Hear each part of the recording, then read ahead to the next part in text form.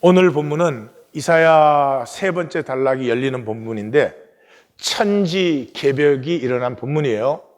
근데 천지개벽이 일어나도 내가 똑같으면 아무 상관없죠.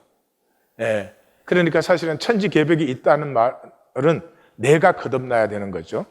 그 내가 거듭난다는 건 또 무엇인가? 이 세상은 인간 게임이에요. 그러니까 이 세상에서 내가 아무리 잘나고 내가 아무리 성공했다고 뭐 오리가 나를 알아보는 것도 아니고 개구리가 나를 알아보는 것도 아니에요. 그냥 개구리가 보기에는 다 똑같아. 그래서 우리는 인간 게임을 살고 있는데 인간 게임은 어쩔 수 없이 피라미드 게임이에요. 그래서 꼭지에는 소수가 있고 밑에는 수백만 수천만 명이 있는 거예요. 그게 지금 우리가 사는 세상 시스템이에요. 그게 굉장히 힘들어요. 근데 그 힘든 데서 뭐 한 단계 올라가는 거, 그것도 뭐 거의 천문학적인 확률인데요. 그런 건 꿈도 못 꾸고 같이 눌린 데서 나는 니보다 좀 낫다고. 굉장히 참 행복함이 없고 힘든 삶이에요. 해결은 아주 간단합니다. 싫어 그러면 돼요. 하나님 내게 생명 주시었고 생명의 주권을 나에게 위임하셨으니까 싫어 그러면 끝나는 거예요. 근데 싫어를 못하고 거기에 매달려서 사는 거예요. 평생을 거기에 매달려서 자식까지. 왜요? 생명이 없으니까. 생명이 없는 물고기는 절대로 물결을 거슬릴 수가 없어요. 떠내려갈 뿐이에요. 그래서 떠내려가는데 좀 편하게 떠내려가겠다 이거죠. 오늘 본문은 유다의 종교와 혈통은 끝났다 하는 것이에요. 현상의 구분은 끝났다 하는 거예요. 이 현상의 구분이 모든 거짓과 악의 뿌리예요. 현상의 구분 없으면 누가 잘난 척 하겠어요? 누가 뭐 성공한 척 하겠어요? 누가 더 잘 아는 척 하겠어요? 그런 거 없죠. 끝나버렸다 하는 거예요. 그래서 이사야서의 셋째 큰 단락의 시작에서는 이제는 우주적 본질이 열렸어요. 말씀 속에 새 세계가 열려버린 거예요. 그러니까 우리가 종말에 만날 세계가 이미 계시되어 버렸어요. 그러니까 내가 종말에 만날 세계를 만났으니까 이 헛된 이 세계가 아니고 종말을 향해서 나를 가꿀 수 있는 열린 것이죠. 이 종말을 향하여 예비되어지고 또 준비되고 사는 것을 이제 안식이라고 하는데 그걸 만나는 것입니다. 오늘 시작이 Thus saith Yahweh, 야훼께서 말씀하셨다 그러면서 너희는 정의를 쉐마하고 킵하고 지키고 의를 살아라 이렇게 선언하시는 거죠. 그러니까 이런 말을 이제 종교인이 들으면 그렇게 부담스러워요. 어떻게 정의를 품고 의를 살아가냐고. 뭐 살고 싶지만 그게 되냐 이렇게 생각되든지 아니면 또 의무로 하나님이 우리 보고 그렇게 살아라 이렇게 들려요. 근데 하나님을 아는 사람이 들으면은 이 정의를 품고 의를 사는 것이 인간에게서는 최고의 가치죠. 최고의 복됨이죠. 최고의 영광이죠. 이 한평생을 사는데 가슴에는 정의를 품고 삶에서는 의를 열매 맺는 삶, 그 이상이 뭐가 있겠어요. 그러니까 하나님이 그렇게 말씀하실 때 아멘 주시옵소서 뭐 이러겠죠. 근데 그 정의를 품고 의를 사는 삶의 내용이 뭐냐 하는 것이 그 다음에 따라서 나와요. 이는 나의 구원이 가깝고 나의 공의가 나타난다. 그러니까 종말이 하나님의 구원과 공의가 온전히 완성되는 게 종말이잖아요. 종말이 이미 계시되어 버렸어요. 어디에서? 스룹바벨의 씨에서. 그래서 아시레이 복이 있도다. 누가 복이 있어요? 더 몰탈. 우리 번역은 애매모호하지. 몰탈은 죽을 수밖에 없는 인간, 운명을 얘기해요. 그래서 누가 복이 있느냐? 죽을 수밖에 없는데 그 사람이 이 정의를 품고 의를 살아가는 것. 또 인자라는 말은 사람의 아들이에요. 사람의 아들인데 이같이 하나님의 언약을 굳게 잡는 자, 복이 있도다. 그래서 이걸 한마디로 말하면 안식일을 지키는, 안식일을 쉐마하는. 그러니까 둘 중에 하나의 안식일을 쉐마하든지 안식일을 더럽히든지. 이제 더럽히는 그 내용을 이미 선지자가 얘기를 했어요. 이따 보시겠지만. 그래서 그의 손을 금하여 모든 악을 행치 아니하여야. 이것도 종교인이 들으면 아니 사람이 악을 어떻게 안 행해? 악을 행하지 않고 살 수 있나? 뭐 이런 생각을 해요. 왜냐면 그 관점밖에 없거든요. 그런데 하나님의 생명이 있는 사람이 이 말씀을 들으면 그렇지. 내가 생명을 가지고 이 땅에 살아간다면은 내 손에 악을 금함이 있어야지. 넘어져요? 실패해요? 악을 행하고 죄를 지어요? 그럼에도 불구하고 내 손에는 악에 대한 금함이, 쉐마, 지킴이 있어야 되는 거죠. 그래서 악을 행했을 때는 가슴이 아프고 진정한 회개가 일어나죠. 아니 뭐 육신은 어쩔 수 없어. 악을 행하지 않은 사람이 어디 있어? 이 사람은 회개가 없어져 버리는 거예요.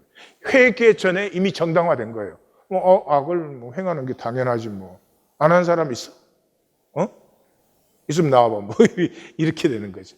이게 이 생명의 관점, 말씀의 관점이 열리지 않는 자는 말씀의 세계가 열리지 않아요. 이제 영원히 열렸어요. 그래서 복되어라. 뭐요? 안식일을 쉐마하는, 안식일을 가슴에 품은 자는 참으로 복되도다. 정리하면 우리가 멸망의 존재예요. 흙의 존재예요. 죽음의 존재인데 쉐마로 차원 전환이 이루어져요. 차원 전환이 이루어진다는 것은 의의 삶이 피어나기 시작해요. 이건 복 중의 복, 지고의 복. 종교인들은 딱 포기하고 살아요. 누가 의를 살 수 있어요? 교리가 그렇게 가르쳐요. 우리가 의를 살 수 없기 때문에 예수님이 대신 의가 되어주셨다. 뭐 이렇게 아주 교묘하게 살짝 비틀어가지고 유업을 파괴시켜버리죠. 한국에 유행하는 말이에요. 강남에는 실컷 먹을 때가 많고 실컷 즐길 때가 많다. 먹고 즐긴 후에 용서받을 때도 많다. 왜요? 강남에 교회들이 많아요. 돈이 많이 들어오니까. 그러니까 어떻게 살았느냐가 문제가 안 돼요. 용서를 받는데. 예? 그냥 교회당 나오고 출석해주고 헌금만 바치면은 그냥 그 믿는 것이고 그럼 용서받은 거예요. 죄사함을 받은 거예요. 그러니까 이 기독교는 자본주의의 배설구가 된 거예요. 지금의 이 신칭에는 중세 면죄부보다 더해요. 중세 면죄부 아시죠? 헌금 갖다 바치면 지옥 갈 사람이 천국으로 이렇게 뚝 떨어진다는 거예요. 지금은 내가 어떻게 살았느냐 아무 상관없어요. 이 용서받은 후에 어떻게 살 것이냐 아무 상관이 없어. 그래서 나와서 바치고 믿습니다 그러면 믿음으로 의롭다함을 받았다 이렇게 준단 말이에요. 그러니까 이 신칭이가 면죄부보다 더 심한 시대예요. 사람은 죄만 지을 수 없잖아요. 이 자본주의 사회는 돈 있으면 마음껏 죄를 지을 수 있어요. 하나님 앞에든 사람 앞에든 돈 있으면 마음껏 죄를 지을 수 있어요.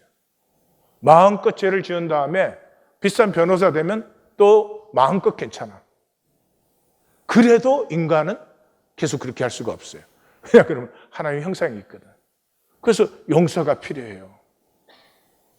그 역할을 뭐가 해줘요? 종교가, 이 기독교가, 이 이슬람이, 불교가 다 그런 짓 해주고 있는 것이에요. 종교에는 자기 성찰이 화석화되어 버린 사람이에요. 저는 지난주 우리 김기 성도님 그 말씀에서 들어가자마자 쇼크 받았어요. 피아노 못 치는 사람은 피아노 앞에 맹인이야. 난 내가 맹인이라고 생각해 본 적이 없어요. 근데 많은 것에 맹인이더라고요. 예, 우리 집 앞에 전기선 묻느라고 이렇게 작은 공사를 하는데 보니까 이게 그 아스팔트를 이렇게 깨내니까 그 밑에 개미집이 있어요. 개미들이 난리가 났어. 뭐 알 물고 달리는 녀석, 뭐 하여튼 얼마나 바쁘고 시끄러운지 말로 다 할 수가 없어. 근데 걔네들이 지금 아무것도 모르는 게 있어. 요거 선 딱 묶고 나면 그 위에 뜨거운 골타루를 부어서 덮어버려요. 그게 우리예요. 얼마나 바쁜지, 얼마나 분주한지 말로 다 할 수가 없어. 근데 조금 있으면 우리는 다 심판 앞에 서는 거예요. 그걸 모르는 거지. 3절부터 어마어마한 얘기가 터집니다. 가르는 이 유대교로 개종한 사람들이에요. 프로세르투스, 이 헬라어로는 프로세르투스 그리고 히브리어는 가르예요. 이걸 풀어서 쓰니까 여호와께 연합한 이방인은 이렇게 길게 쓰는 거예요. 가르, 이방인이라도 여호와의 백성에서 갈라내시리라. 고자라도 나는 마른 나무라 하지 말라. 이방인과 고자는 여호와의 회중, Assembly of God에 들어오지 못하는 2대 대표예요. 지금 우리 세대로 말하면 낙태와 동성애자들이에요. 근데 하나님이 구원은 그 사람의 상태와 그 사람의 자격에 있는 것이 아니라 구원은 그가 어떠한 사람이든지 나와의 관계에 있다. 그 중심이 내 중심과 통한다면 아마 아프겠죠. 그 사람은 굉장히 아플 거예요. 그 사람이 구원된 자지 사람들 보기에 형태적으로 구분적으로 나는 교회 댕겨 이런 거 아니다 이 말이죠. Thus said Yahweh. 다시 또 나와요. 고자라도 내 안식일을 쉐마 지키며 내 기뻐하는 일을 선택하며 내 언약을 굳게 잡으면 이렇게 나와요. 그러니까 이제 딱 나님이 안식일을 쉐마하는 자와 안식일을 쉐마하지 않는 자. 다시 말해서 가슴에 하나님을 품은 자와 가슴에 세상을, 더 정확하게는 돈을 품은 자가 갈라집니다.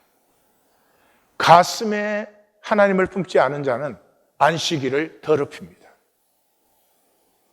이것은 이사야 선지자가 시작하자마자 잘 말씀하셨죠. 무수한 재물, 기름과 피, 나 기뻐하지 않는다. 너희가 보이러 오니 내 마당이나 바른 거지. 제사, 분향, 월삭, 안식일, 대회, 성회 역겹다. 너무 역겹다. 그 이유가 뭐예요? 예? 성회와 아울러 악을 행하니. 종교의식에 참여할 뿐이지 세상 나가서는 내 이익 챙기기밖에 없다 이 말이죠. 그래서 내가 내 집에서 내 성 안에서 자녀보다 나은 기념물과 이름을 주며, 이 말씀 만나기 보니까 이 질문이 나오더라고요. 자녀보다 나은 기념물과 이름, 그 대칭이 영원한 이름, 끊어지지 않는 관계니까 영원한 관계. 자녀도 현상의 잠깐의 관계잖아요. 그런데 안식일을 가슴에 품은 자에게는 영원한 이름과 영원한 관계를 내가 줄 것이다. 그래서 가르지만, 이방인이지만 여호와를 섬기며 여호와의 이름을 사랑하며 여호와의 종이 되며 안식일을 킵하여서 지켜 더럽히지 않는 자는, 앞에서 뭐 선지자가 지금 여호와께서 이제는 그가 구원받은 자, 그가 내 백성이라고 말씀하셨다 하니까 여기서부터 이제 하나님의 확정이 나오는 거예요. 내 언약을 지키는 가르는 이방인은 내가 그들을 내 성산으로 인도하고 기도하는 내 집에서 그들을 기쁘게 할 것이다. 그들의 번제 희상 제사를 내가 기꺼이 받을 것이다 그랬어요. 여기서도 번제 희생 제사 그러는데 이거 다시 종교 의식을 생각하면은 지금 이때까지 성경을 헛읽어 온 거죠. 그죠? 이미 다윗이 말씀했죠. 하나님이 구하시는 제사는 상한 심령이라. 하나님이 계시는데, 나에게 은혜를 베푸시는데 내 사는 모습을 보면 어떻게 가슴이 안 아플 수 있어요? 그게 하나님이 받으시는 제사예요. 그것 없이 여기에 툭 나와가지고 설교 감상하고 가시죠. 아니요. 창세기 22장에서 끝난 얘기예요. 창세기 22장에 하나님이 독자 이삭을 제물로 바치라고 하잖아요. 그 당시 고대 사회 주전 2200년 때 그때 최고의 제물은 인신제물이에요. 그래서 국가의 중대한 일이나 가문의 중대한 일이 있을 때는 사람을 제물로 바쳤어요. 그래서 유다의 왕들이 무수하게 그 자기 아들들을 몰래에게 바친 거예요. 그런데 100살에 낳은 독자, 그러니까 제물로는 이상 있을 수가 없지. 근데 아브라함이 그걸 바쳐요. 근데 하나님이 받으셨어요? 마음을 받았죠. 그 가슴을 받았죠. 그리고 뭐 하라고요? 진정한 제사는 여호와 이레를 누리는 것이다.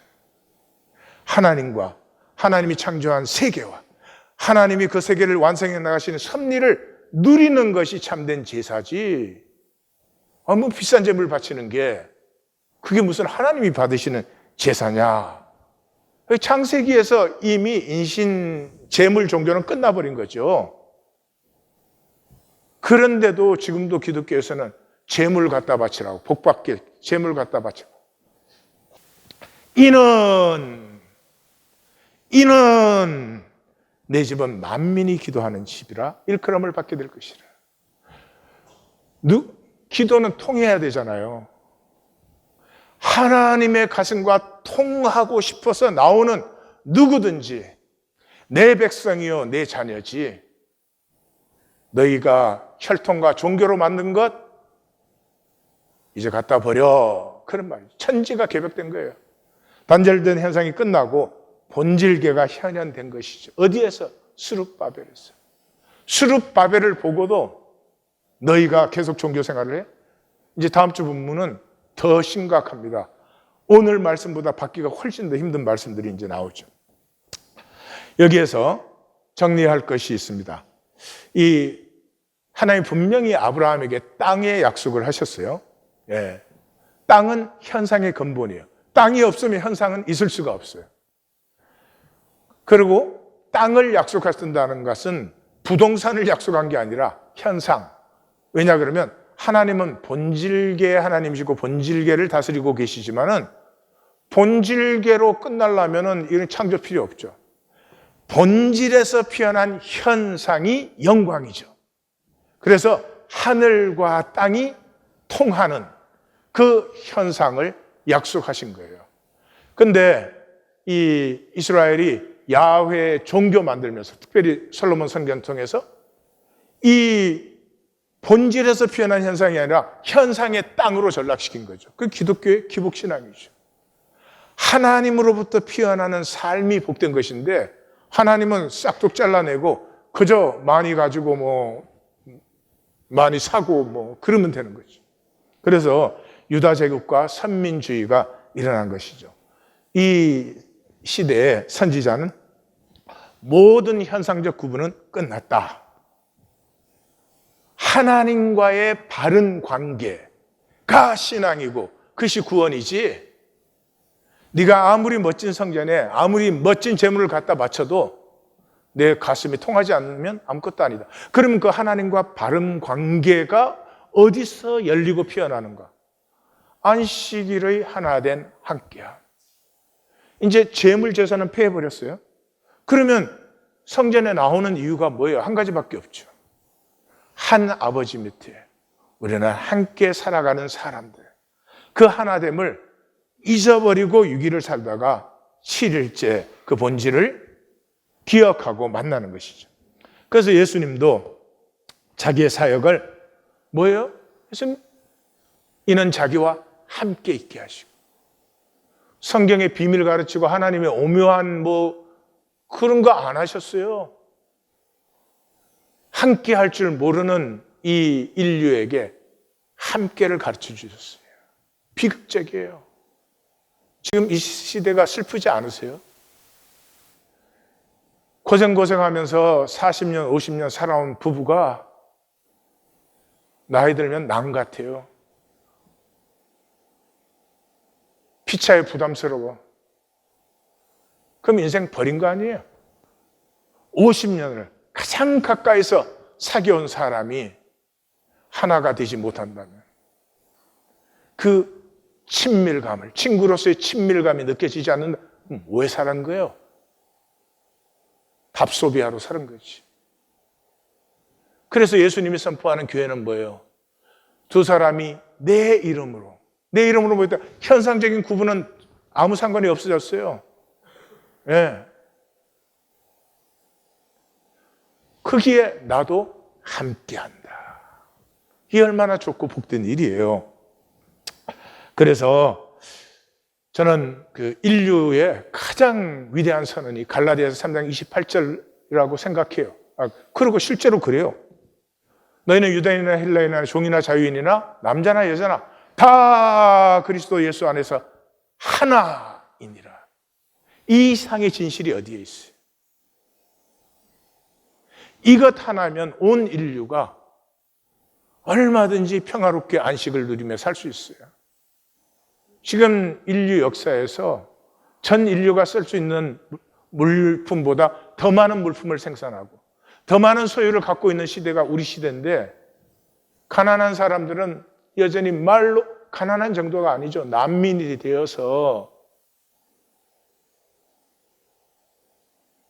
가자에 공격받아서 어머니가 죽어서 그 배를 갈라서 낸 애가 4일 만에 죽었더라.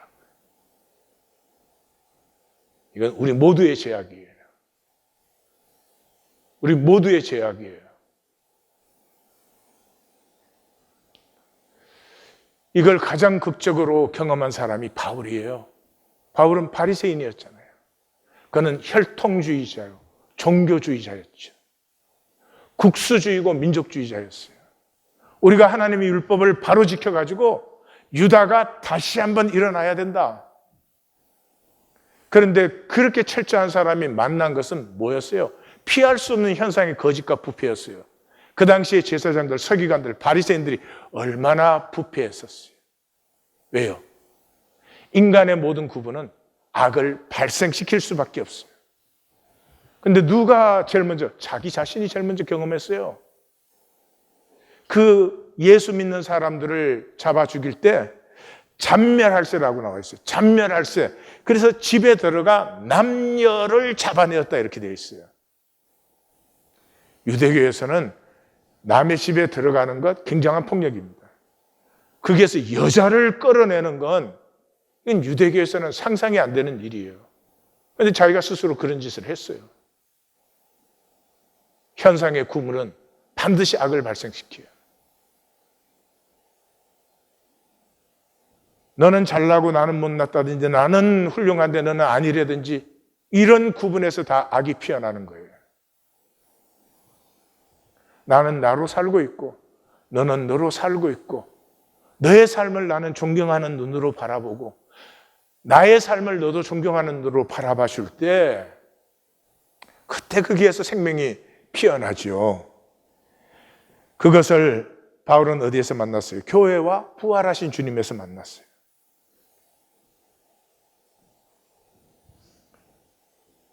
자기가 그렇게 핍박한 교회가 자기가 부활하신 주님을 만나고 꼼짝할 수 없게 되었을 때 자기를 돌봐주고 보호해주고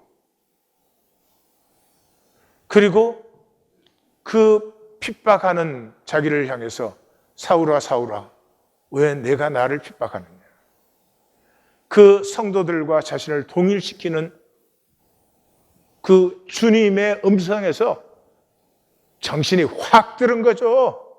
내가 무슨 일을 하고 있는 거야. 이 종교가 무슨 짓을 하는지 그냥 정신이 확 들은 거죠. 이것이 선포되는 것이 바울의 생애예요. 그래서 로마서 4장이 이 부분에서는 클라이맥스의 부분이에요. 아브라함이나 그 후손에게 세상의 상속자가 되리라고 하신 언약은, 이 말이 뭐예요? 유대인들이 우리가 상속자라 이 말이에요. 하나님이 우리를 상속자로 세우지 않았냐? 그러니까 팔레스타인과 예루살렘은 우리 거야. 상속자가 되리라고 하신 언약은 율법으로 말미암은 게 아니야. 종교. 이 율법이라는 것은 참 안 좋은 번역이에요. 종교로 되는 것이 아니고 오직 믿음의 의로 되는 거예요. 믿음의 의라는 것은 하나님과 바른 관계예요. 믿습니다가 아니고. 예? 마음대로 먹고 즐기다가 오면은 용서받는 그런 이 우상화된 이신칭의가 아니고요. 하나님과의 바른 관계예요. 그래서 예수님 말했잖아요. 하나님과의 바른 관계가 아니면 지구보다 더 큰 성전을 짓는다고 할지라도 돌 위에 돌 하나 남기지 않고 멸망되리라. 그래서 이 교회와 부활하신 주님을 통해서 하나님의 가슴을 만난 바울은 전 세계를 향한 부르심을 만납니다. 신앙의 복음 부르심에서 옵니다. 종교는 부르심을 말살시켜버렸어요. 여러분이 어떤 자리에서 뭘 하고 있든지 하나님이 부르신 자리예요. 하나님이 안 부르셨으면 그 자리에 있을 리가 없어요. 그러면 하나님을 섬겨야 돼요. 그런데 뭐 이렇게 자리 좀 차지하면 내 이익 챙기고 내 주장 세우고 그 사람이 나빠서? 종교에서 배운 게 그것밖에 없어. 제 40년 목회에 이 작든 크든 부르심을 받는 사람은 반드시 복되어집니다. 모든 면에서 영적으로, 육적으로, 물질적으로, 가정으로, 기업으로. 근데 종교에는 부르심을 몰라요. 자기가 해주는 거야. 내가 봉사해주는 거야. 그래서 한다, 못한다, 하겠다, 안 하겠다, 뭐 들락날락 뭐 그거를 신앙이라고 그러고 댕기는 건 끝났다 이런 말이에요. 지금 이 시대에 그 부작용이 나타나죠. 그래서 사도 바울은 베드로는 할례자의 사도로 부르셨지만 하나님이 나를 이방인의 사도로, 이제는 이 혈통과 종교로 구분되지 않는 이 모든 사람들의 사도로 나를 삼으셨다 그러죠. 근데 지금은 이 종교가 시온주의가 됐죠. 시온주의는 현상의 땅을 주장하는 거예요. 하나님께서 팔레스틴과 예루살렘을 우리에게 주셨잖아요. 그 우리 땅이다라는 거죠. 그래서 수천 년 거기 살던 사람들을 쫓아낸 것이죠. 이 시온주의는 협소한 국가 혈통주의죠. 언약을 종교로 전락시킨 악이에요. 그래서 지금 팔레스틴을 파괴하고 있고 UN 조사단이 이 조사해가지고 발표했죠. 제노사이드라고. 하요 마이어는 홀라코스트 생존자예요. 유엔에서 1월 27일을 국제 홀라코스트 희생자 추모의 날로 정해서 2010년 그 추모의 날에 이분이 나눈 거예요. 이분은 학자도 아니고 그냥 홀라코스트에 살아남은 평범한 그 삶의 한 사람이에요. 그 이렇게 말했어요. 아우슈비츠에서 나는 다른 누군가를 비인간화하는 자는 자기 자신을 먼저 비인간화한다는 사실을 깨달았다. 반드시 그래요. 남을 멸시하는 자는 자기를 멸시하기 때문에 남을 멸시하지, 자기를 존중하는 사람은 남을 절대로 멸시할 수 없어요. 그들은 어떤 유니폼을 입었든 독일 군복이든 수감자복이든 압제자는 더 이상 진정한 인간이 아닙니다. 무슨 이유로든지 남을 압제하는 자는 자기 인간성이 결여되어 있기 때문이에요. 내가 기억하는 유대교의 윤리 전통은, 여기 유대교라는 말은 이제 성경이라는 뜻이겠죠. 시오니즘의 바탕과 전혀 다르다. 유대교는 보편성과 인간성에 기초하지만, 성경은 보편성과 인간성에 기초하지만 시오니즘은 아주 협소한 국가주의, 인종주의, 식민주의의 합성물이다. 그리고 그는 영미 기독교인들의 죄악을 고발하고 그때 침묵하고 방조한 정치 지도자들을 고발했습니다. 아니, 유대인들에게 땅 줄 거면은 미국의 땅이 넓은데 여기 주면 되지. 왜 수천 년 살던 그 사람들을 쫓아내고 이 땅을 주느냐 이 말이에요. 그걸 누가 했어요? 기독교인들이 했어요. 그것도 세계에서 가장 강한 영국과 미국의 기독교인들이. 그리고 정치인들은 방조했어요. 그 반대하면 표 떨어지니까. 한국 기독교인들은 백두 예루살렘. 이 복음이 세계를 돌아서 예루살렘으로 들어가서 예루살렘 성전을 이루면은 그러면 이제 주님 재림은 주님이 알아서 해. 이 종교인들은 아주 웃겨. 지가 살 삶을 살지 않으면서 뭘 주님을 지가 좌지우지하려고. 우리가 돌아갈 곳은 예루살렘이 아닙니다. 복음으로 돌아가야 됩니다. 복음이 뭐예요? 임마누엘 하나님 안에서 함께하는 사람들이에요. 우리가 회복되어야 되는 것은 이스라엘이 아니에요. 지금 이스라엘은 성경의 이스라엘과 아무런 관계가 없어요. 교회가 회복되어야 됩니다. 교회는 뭐예요? 함께하는 두세 사람이에요.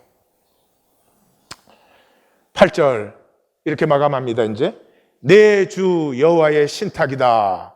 이스라엘의 다하는 아웃캐스트예요. 아무런 이 현상적 구분에 의가 없는 사람. 지금으로 말하면 동성애자들, 낙태자들이에요. 예, 남북전쟁 때는 노예 반대하는 사람들이에요. 남북전쟁 때는 이 기독교인들이 성경에 노예가 나오고 아브라함도 노예 가졌는데 왜 노예를 반대해? 전 하나님 믿는 자들이 아니야 그랬죠. 다하, 아웃캐스트란 말이에요. 이스라엘의 아웃캐스트를 모으시는 그 하나님이 내가 이미 모은 백성 외에 또 모아 그에게 이스라엘에 속하게 하리라. 이제 온 세계를 향해서 언약은 열려버렸어요.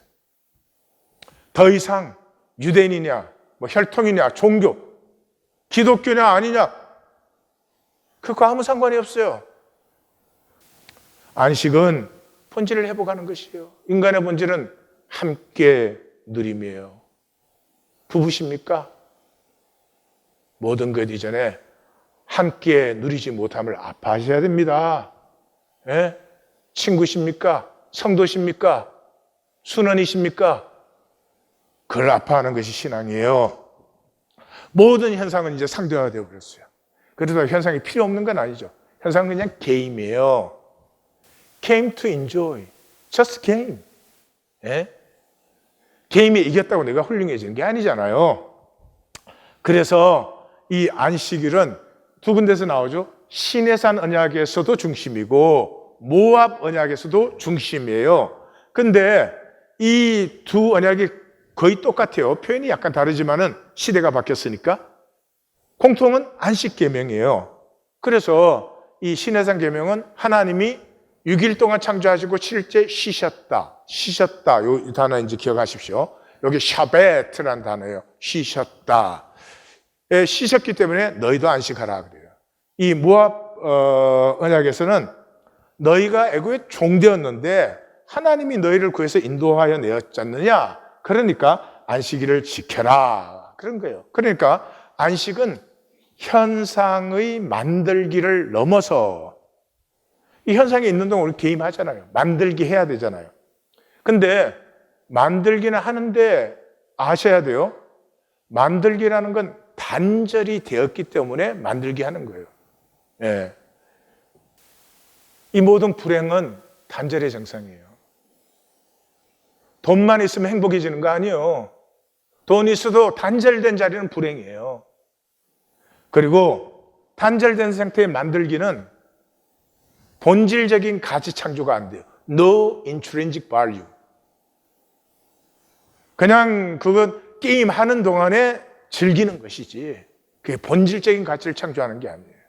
그러니까 안식은 이 현상의 만들기를 넘어서 본질적인 신비를 누리는 것이에요. 본질의 신비가 뭐야? 하나됨이잖아요. 하나됨이 뭐예요? 사랑이잖아요. 사랑의 체험이 최고의 체험이에요. 사랑을 체험하면 삶이 그냥 본질적으로 달라져요. 근데 사랑은 싹 빼앗아 버리고 이 세상은 돈만. 근데 그럼 뭘 좋아서 그렇게 움켜질까? 거기에 매달려서 살까? 우리만이 아니에요. 아모스 2800년 전에 이 보세요. 너희가 월삭이 언제 지나서 우리가 곡식을 팔며 안식일이 언제 지나서 우리가 밀을 내게 할고 에바를 작게 하고 세계를 크게 하여 거짓 저울로 속이며 은으로 힘없는 자를 사며 신한클레로 가난한 자를 사며 찌꺼기 밀을 팔자 하는도다. 지금 우리 시대 이 정도는 애교야, 애교. 우리 시대는 법과 제도를 통해서 기가 막히게 서로를 속여서 서로 취하려고 해요. 그런 우리를 향해서 하나님은 안식일을 지키라. 그것은 내 기쁨을 택하라. 근데 하나님의 기쁨은 우리가 하나인 것이에요. 그래서 모든 안식일의 계명은 함께 누려라요. 그래서 신명기 16장을 보면 내 자녀와 그렇게 나와요. 우리가 자녀에게는 얼마나 귀하게요. 근데 노비와 레인과 객과 고아와 과부를 내 자녀와 함께 품고 대접하라. 너희 종되었을 때 힘들었지? 너희도 세상처럼 그러면 안 되지. 그 말이죠. 24장에 가서는 너는 애굽에서 종되었던 일을 기억하여서 그 하나님의 속량을 기억함으로 곡식을 벨 때 객과라고 하는 것은 우리로 말하면 서류 미비자들이 고아와 과부를 위해서 남겨두어라. 감람나무를 뜰 때도 남겨두어라. 포도를 추수할 때도 남겨두어라. 여러분, 이 나뭇잎이 지금 새로 나오는 계절인데 나뭇잎이 나오는 것은 나무가 물을 빨아들여서 그때는 목부수액이라 그래요. 물을 빨아들일 때는 그냥 물이에요, 정말. 그래서 물과 아미노산과 미네랄밖에 없어요. 그 물을 빨아들여서 이파리에게 줘요. 그러면 잎은 햇빛을 받고 CO2를 받아가지고 이 목부수액을 사부수액으로 만들어요. 근데 하여튼 사부수액은 당분이 많아요. 그래서 이게 생명을 자라게 하는 거예요. 그래서 나뭇잎이 그 당분을 만들어서 그걸 나무로 다시 보내주는 거예요. 그래서 나무가 자라면 그 나무는 더 많은 목부수액을 잎으로 보내죠. 그러다가 가을이 되면 잎이 떨어지잖아요. 그럼 우리는 이제 잎이 죽었다, 끝났다 이렇게 생각해요. 아니요. 잎이 떨어지면 그게 그름이 되고 다시 새로운 방식으로 나무의 생명을 공급해요. 바로 이 과정을 reself, 그게 아까 일곱째 날에 쉬었다 할 때 샤벳이라는 단어예요. 샤벳, reself 하는 거예요. 그러니까 우리 뭐 이 현상에 이 모양으로 살다가 뭐 죽으면 끝나는가 보다 하는 사람은 그건 영원히 하늘 그대로. 아니에요. 생명은 계속 reself 돼요. 이 육체를 가지고 있을 때 이 현상, 이 모습으로 하나님과 관계하고 만유와 관계하던 내가 죽은 후에는 전혀 새로운 차원의 새로운 관계로 reself 되어서 다시 하나님과 통하고 만유와 하나가 되는 것이에요. 고 샤벳가 안식이에요. 쉬었다. 그래서 창조 기사에서 나오는 6날 창조하시고 7째 날에 샤벳 하셨다. 또 너희를 종되었던 애굽에서 인도하여 내었으니 너희도 샤벳 하라 할 때 이 두 개의 언약이 이 안식의 원리에서 만나는 거예요. 다시 말해서 안식하라는 것은 reself 하라. reself 하라. 에? 이 안식을 설명하려면 희년을 패스할 수가 없어요. 희년이 안식의 완성이거든요. 근데 이거 설명하고도 1시간 안에 이 마감할 수가 없어. 자, 그래서 희년은 굉장히 그 성경의 가장 소중한 부분이에요. 여러분이 레위기 25장은 많이 묵상하셔야 되는데 제가 아주 간단하게만 지나겠습니다. 첫 7절에서는 안식년에는 하여튼 뭐 남녀, 종, 품꾼, 개까지 다 함께 먹어야 된다, 나눠 먹어야 된다. 그 다음에 8절, 9절은 그 안식년이 7번 지나면 50년째 해가 오는데 그때는 요벨, 여기서 이제 희년의 영어인 주빌리가 나온 거예요. 요벨을 크게 불어라. 그 요벨을 불면 어떻게 하느냐? 50년째는 구분된 해다, 거룩한 해다. 자유를 공포하고 모든 사람이 자기 소유지, 자기 가족에게로 돌아가게 하라. 그럼 보세요. 옛날에는 50년 사는 동안 어떤 사람은 잘 살아가지고 기업을 오히려 넓힐 수도 있고 어떤 사람은 기업이 다 없어져가지고 남 밑에 종노릇 할 수도 있어요.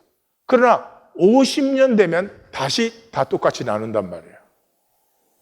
그러면 누가 욕심을 그렇게 내겠어요? 누가 성공한 게 절대 가치가 되겠어요? 이게 생명이 사는 방식이에요.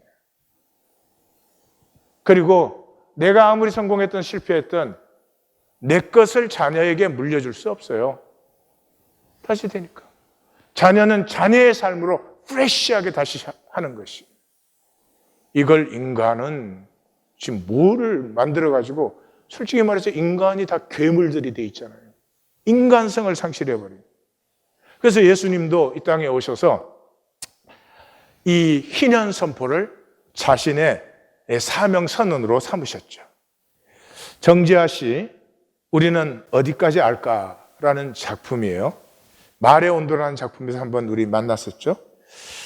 이 사촌 동생 기태기와 얘기인데, 이 주인공 나는 이름이 안 나와요. 이 기태기는 거의 2m에 가까운 거구의 장사예요. 그런데 이제 자기 엄마는 젖이 안 나와가지고 큰엄마 젖을 둘이서 같이 먹어서 전남매예요, 사실은. 근데 기태기는 약간 둔하고, 좋게 말하면 순잔해요. 그래서 이제 서로 고등학교 졸업하고 헤어져가지고 30년 동안 따로 살다가 이제 자기가 고향으로 돌아왔는데, 이 기태기가 이제 돌아왔을 때 자꾸 전화하는 거예요. 근데 전화 안 받아. 전화 안 받으면, 안 받는구나 알아야 되는데 얘는 그걸 몰라. 그리고 찾아와가지고, 그렇게 바빠. 막 이래요. 그런데 이제 기태기가 돌아와가지고 작은 엄마 있어요. 그러고 들어오니까 자기 엄마는 평생에 말 한마디가 없는 사람이에요. 그런데 기태기, 그리고 귀가 지금 먹었는데 기태기 소리는 얼른 알아들어. 그리고 말문이 열려가지고 온갖 얘기를 다 해. 기태기는 이제 10년 전에 위암 수술을 했어요. 근데 자기 아버지가 신중반에 위암 수술을 받고 죽었어요. 근데 그 아버지는 그 어릴 때 6.25 때 그 자기 아버지, 할아버지와 그 동네 사람들이 몰살당하는 장면을 목도를 했어요. 그 후에 평생 경기를 하는 거예요. 그리고 그 큰아버지한테 왜 그렇게 술을 먹냐고 물어보면 사방이 시커먼 허방이야. 달려드는데 무서워서 견딜 수가 없어요. 그래요. 그랬는데 이제 이 기태기는 위암 수술하고 피를 토하고 또 술을 마셔요. 그러니까 그 부인이 굉장히 착한데 이 주인공에게 이 세상에 고모 말밖에 안 들으니까 고모 좀 살려주세요. 그러니까 이제 이 고모가 기태기한테 야, 관리만 하면 되는데 왜 병원을 안 가? 왜 병을 키워? 너 정기검진 받고 술 이제 끊어. 막 그래요. 근데 이제 제일 뒤에서 나타나는데 이 기태기 역시 눈을 감으면 시커먼 게 달려들어서 목을 막 조르는 거예요. 그러니까 무서워서 잠을 잘 수가 없어요. 눈 감으면 그러니까 술을 마시면 잠이 드니까 할 수 없이 마시는 거야. 그래서 이제 큰아버지는 이 아들이 둔하니까 이 아들을 맨날 숙칭을 하는 거예요. 먹는 것밖에 모르고. 거구의 장사니까. 청소년 때 쌀 한 가마니를 짊어졌으니까. 그러니까 뭐 아버지가 막 밥만 먹으면 핍박을 하니까 밤에 아버지 잠들고 나면 그 할머니가 몰래 밥을 차려가지고 이 손자를 먹이는 거예요. 그래서 그 할머니가 피난처예요. 근데 애가 좀 약간 둔한데 이제 힘은 좋으니까 동네 깡패들이 데리고 가서 이제 살인을 시키는데 이 칼로 찌르려고 하는데 할머니가 갑자기 눈에 탁 보이는 거예요. 그래서 찌르지 못하고 도망 나와요. 도망 나와서 이 주인공의 집 작은 아버지에게 와가지고 작은 아버지 저 오거리파가 나 이제 죽일 텐데 나 좀 살려달라고. 그러니까 그 작은 아버지의 그 친구가 있는 강화도로 이제 보내줘요. 그러면서 그 작은 엄마가 아가 태가 너는 천성이 착해서 남에게 못된 짓 하면 제명에 못 산다. 어릴 때 작은 아이들을 때리지 못해서 너는 맞았지 않느냐. 그렇게 해서 강화도로 보내요. 어쨌든 군대를 가게 되고 제대를 하고 결혼을 해서 참 착한 부인 만나서 두 아들을 낳고 두 아들을 잘 길렀어요. 근데 아들이 장성해지니까 다시 술 문제가 시작되는 거예요. 이걸 돌봐야 될 때 동안에는 자기 문제를 잊었는데 그러니까 이제 그 작은 어머니가 이 술 마시면 죽는데 계속 마시니까 나 술 한 잔 주라. 그래서 평생에 뭐 술 한 잔을 못 하시는 분인데 이렇게 마셔보시대. 야, 이렇게 쓴디 운 술을 그렇게 마시냐 그러니까 술을 마시면 술술 잊어져서 그래서 마신다고 이제 그래요. 그러면서 이제 그 기태이가 그 자기 엄마, 작은 엄마한테 작은 엄마 제일 좋아하는 내가 매운탕 끓여드릴게 그래요. 이 딸은 금시초문이야. 아, 엄마가 매운탕을 좋아해? 그래서 엄마가 언제부터 매운탕을 드셨어요? 그러니까 기태이가 소병 때 이 딸이 안기부에 쫓겨다닐 때 엄마가 그냥 대꼬쟁이가 된 거예요. 대꼬쟁이가 돼가지고 쌀뜨물도 넘기지를 못하는데 그때 이제 기태기가 그 매운탕을 끓여드리면 그거는 넘어가는 거예요. 그래서 사실은 이 매운탕이 엄마를 살려준 거예요. 그래서 작은 엄마 내 매운탕 끓여줄게 하면서 탁 나가서 그냥 재료를 다듬고 매운탕을 딱 끓이는데 정말 군대되기가 하나 없는 몸놀림. 예? 그리고 그 칼질 하나, 이 파 하나 자르는데 각이 딱 서 있어. 그 사람은 몸의 사람이에요. 예? 세상은 몸의 사람이 얼마나 훌륭한지 모르는데 사실은 머리 쓰는 사람보다 훨씬 훌륭한 사람이요. 응?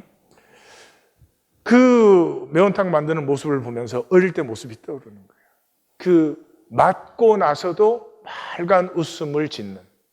예.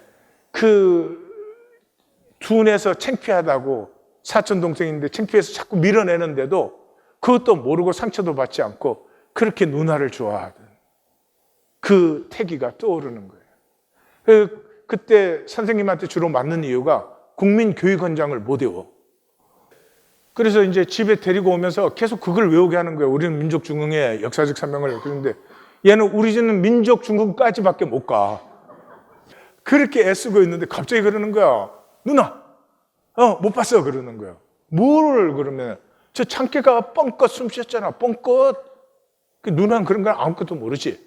그러고는 발 걷고 달려 들어가면 참깨에 가재에 물고기에 한 바구니 잡아가지고 올라오는 거예요. 잡는 것도 1등, 손질하는 것도 1등. 그리고 작은 집에 와가지고 그거 다 손질해주고 가. 자기 집에는 못 갖고 가. 그거 들고 가면 아버지가 먹는 것밖에 모르는 이놈의 자식. 이러니까. 그래서 작은 집에 있다가 이제 자기 집에 돌아가야 될 시간, 마지막 시간까지 버티다가 집에 돌아갈 시간이 되면 애가 풀이 죽어가지고 그렇게 그러면 그 자기 엄마가 애가 무슨 죄요? 그렇게 태어난 것을. 근데 우리는 그렇게 기른 것을까지예요.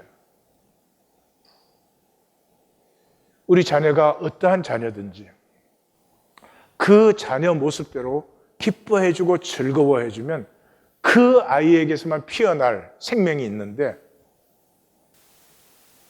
말 많이 듣기 귀찮다. 직접 들으세요.